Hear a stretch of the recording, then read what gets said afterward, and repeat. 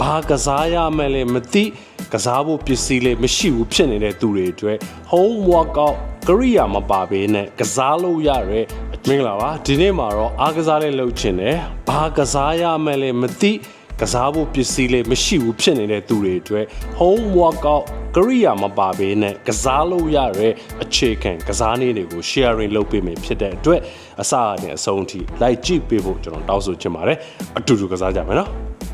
ကရိယာမပါဘဲနဲ့ကစားနည်းထဲမှာအခုလိုမျိုး squat လောက်တာကတော့လုံးဝအခြေခံ function နဲ့ကြတဲ့ကစားနည်းပါထိုင်ရာကနေထပြီးတော့ပြန်ထိုင်ပြီးတော့ပြန်ထ squat လောက်တာခေါ်တာပေါ့နော်အခုလိုမျိုးအနေထားနေပြီးတော့ခြေဘဝကိုအားပြုမယ်ပြီးတော့မတရက်လိုက်မယ်ပြီးတော့ပြန်ထိုင်မယ်2 3ဒီချိန်မှာလည်းရှူထုတ်မယ်4အဲ့လိုမျိုးထိုင်လိုက်ပြီဆိုလို့ရှိရင်တော့ဒီလို squat ပေါ့နော်1 2 3 4 5 6 7 8 9 10 10ချိန်3ကြော့ကစားလို့ရပါတယ်ဒုတိယကစားနည်းကအခုလိုမျိုးမမတောက်ခုံတစ်ခုကို push up လေးပေါ့နော်အခြေခံကစားတဲ့လူတွေအတွက်တကူလုံးဆက်မယ်ဖြည်းဖြည်းချင်းထိမ့်မယ်ပြန်သွားမယ်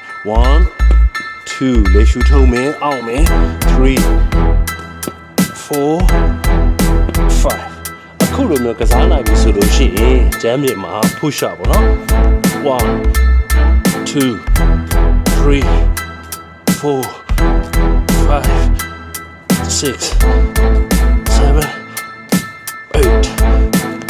9 10 10ချိန်3ကြော့ကစားပေးလို့ရပါတယ်ကစားနည်း3ခုမြောက်ကြောပြင်အတွက်ပေါ့နော်ကျန်းပြင်မှာလို့ဝမ်းရမောက်ချလိုက်မယ်လက်ကိုဆက်မယ်ပြီးတော့မှထားမယ်မှပြီးတော့လက်ကိုကျန်းပြင်ကခွာပြီးတော့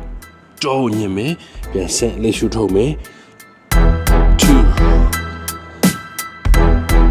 3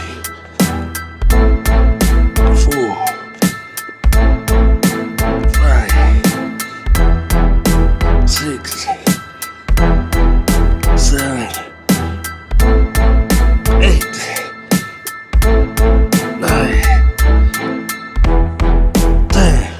ဆယ်ချိန်3ကြော့ကစားပေးလို့ရပါတယ်ဒီကစားနည်းက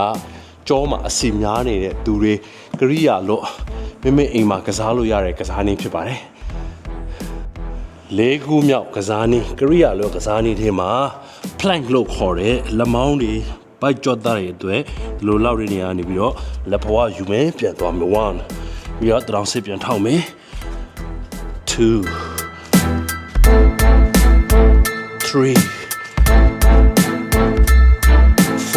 4 5 6 7 8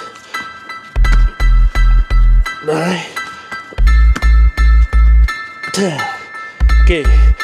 ဒီကစားနည်းကကိုလေးချိန်များတဲ့သူတွေအတွက်ကတော့နည်းနည်းခက်နိုင်ပါတယ်30 3ကြော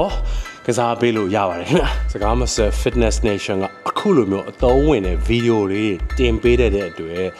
subscribe လုပ်ထားဖို့လေးတောင်းဆိုချင်ပါတယ်ဒီဗီဒီယိုအသုံးဝင်နေဆိုလို့ရှိရင်အောက်မှာ comment ရေးပေးပြီးတော့အားပေးနိုင်ပါတယ် Thank you for watching Fitness Nation ပါ